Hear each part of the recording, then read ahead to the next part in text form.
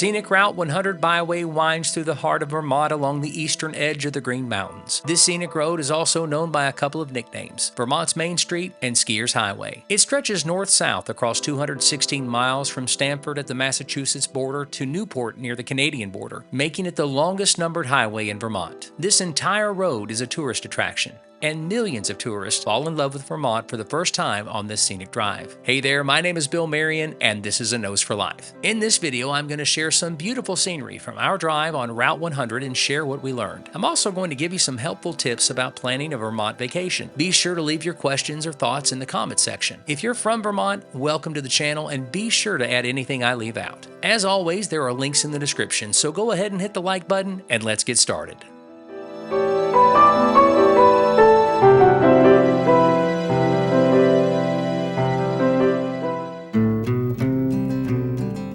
Route 100 is known for its stunning scenery, including rolling hills, lush forest, rustic barns, and mountain vistas. But the route also passes through 33 charming towns known for their historic villages, general stores, and outdoor recreation. The route is incredibly popular in the fall, as this route is known for its vibrant foliage. On this trip, I think we just missed the peak season, but it's beautiful here all year long. Route 100 is ideal for leisurely road trips. We learned the hard way that you need about 3 to 5 days to explore it fully. There are attractions all along the way, but without stopping and exploring, Route 100 can be driven in about 5 hours. Summer and fall are prime times for pleasant weather and peak foliage, but in the winter, this road is known as Skiers Highway. Vermont gets a lot of snow, 60 to 70 inches a year in some regions, while other areas can see up to 150 inches a year. With so much snow, Vermont is a skier's paradise. If you evenly divide all the ski resorts along Route 100, you'll find one every 18 miles. Collectively, they provide over 3,000 acres of skiable terrain, hundreds of trails, and some of the best glade skiing here in the East. By the way, in case you live in the South like we do, snow is that white fluffy stuff that falls from the sky once every few years that causes we Southerners to crave eggs, bread, and milk. And glade skiing, also called tree skiing, is basically skiing in the woods. It requires quick decision-making, precise turns, and adaptability to navigate trees and stumps.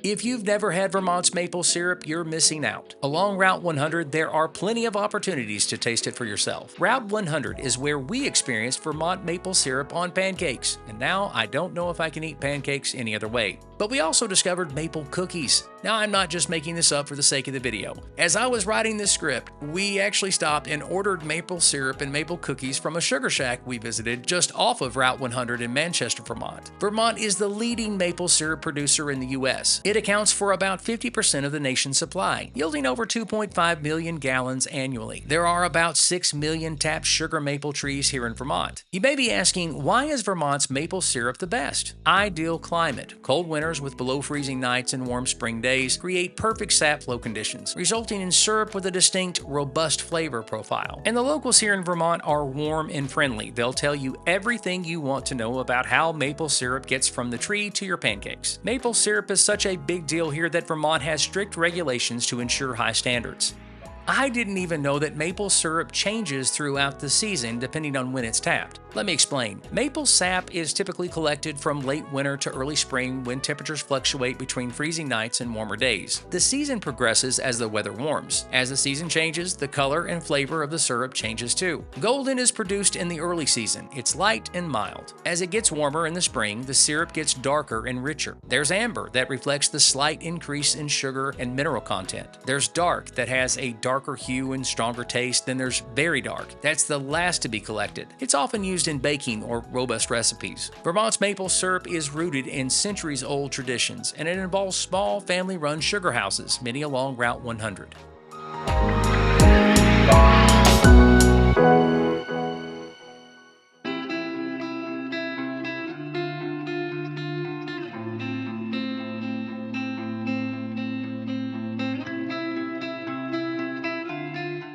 The route retains a rural charm with minimal development. On this trip, we weren't exactly in a hurry, but we were on a tight schedule. And I mention that because if you are in a hurry, well, I wouldn't be. The speed limits vary between 25 and 50 miles per hour. And by the way, cell service in Vermont is limited. Carol and I don't have the same service provider, and yet we both lost signal entirely for about half the time we were in Vermont. The lack of coverage has to do with Vermont's low population density and terrain.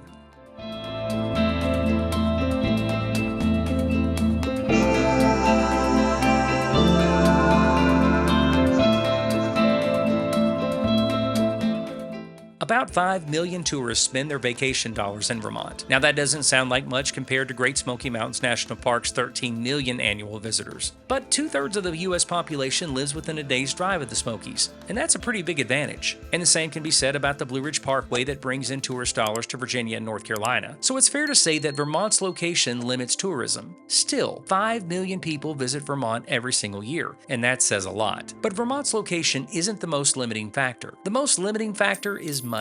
There's no other way to say it. It's expensive to vacation here. Lodging is limited and you have to make reservations well in advance, like 6 months in advance. That's a part of the reason we were on a tight schedule while enjoying Route 100. We had reservations. Normally during the fall, Carolyn and I take spontaneous trips to the Smokies, the Blue Ridge Parkway, Western North Carolina. We do that kind of thing all the time. I'm not saying it's impossible to do that in Vermont, but it's not easy. After all, it's way up here. So for spontaneous trips, you have to book a flight and rent a vehicle. That's not going to be cheap, but in Vermont, lodging is expensive too. Really expensive. The average price for a hotel room in Vermont during peak season is approximately $468 per night for a double occupancy room, with high season prices for top-rated hotels averaging around $502 per night. You can book a room at a 2-star hotel for about $281. Carolyn did find some early booking deals as low as $88 a night, but that kind of a deal needs to be booked well in advance. And yes, there are rentals, Airbnb, and all of that. Now, Carolyn and I have a brand that we use for all of our trips. We've been with this particular brand for about 10 years. If you travel a lot, some kind of rewards brand is very helpful. In fact, it helped us do so much more with our vacation budget.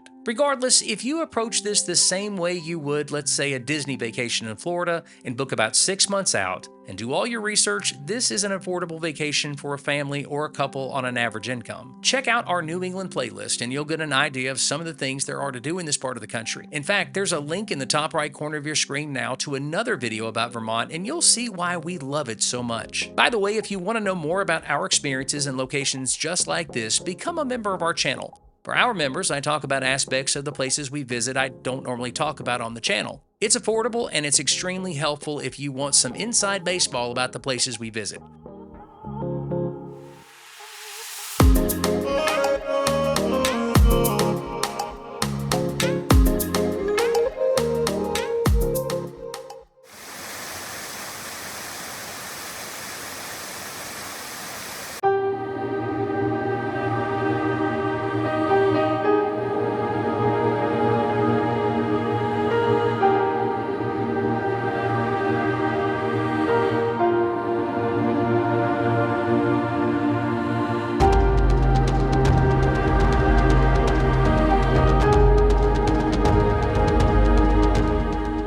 There's so much more to this world-famous drive. In the Appalachian Mountains, it's certainly a unique mountain experience. It's a wonderful vacation destination that offers a variety of activities and fun for the entire family. I want to thank you so much for watching this video. Here are some other videos that I know you'll enjoy. My name is Bill Marion, and this is A Nose for Life.